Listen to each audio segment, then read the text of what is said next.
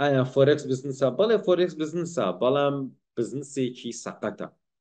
بۆ لەبەرەوەی فۆرکس ئەو شارەزایی لە فۆرکس پێیەکەی لە خودی بزنس پێیەکەی دەوڵەمە نەبیت.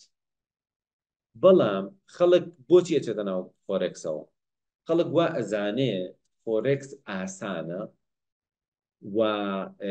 وا ئەسانێ بە ئاسانی دەوڵەمە نەبێت. لە ڕاستیە فۆرکس یاریەکە، یاری تۆ نییە. چۆن یانی؟ فۆرکس یاریەکە ملیاردێرەکانەیکە.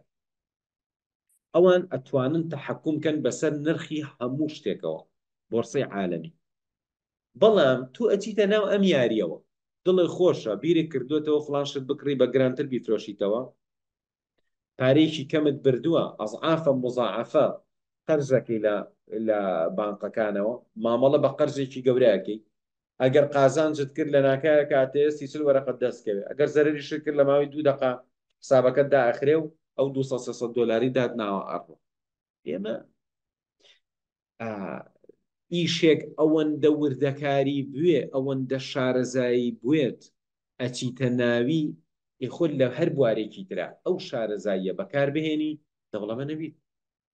من خەڵکە زانم ئیتر هیچ نەماوە لەسەر فۆرکس نەیزان، بەڵام هێشتا کێشەی ژیانی دارایی نەیتوانێت خەلیکە.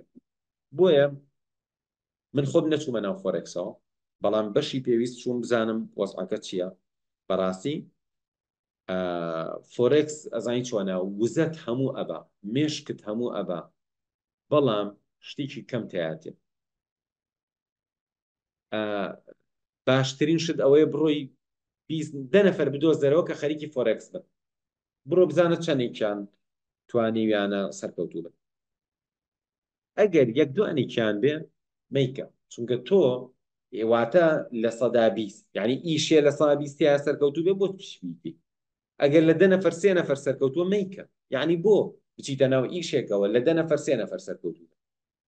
وەرە جوان لە بزنس تێبگە، هەرە بە توانەکانی خۆت بە، پەیوەندیەکانت باشکە، شارەزایی پێیاکە، بچۆرە ناو بزنسەوە، خۆت مانووکە، مەهارەت پێیاکە، بەرەبەرە پلانی بۆ دابنێ ئیشکە.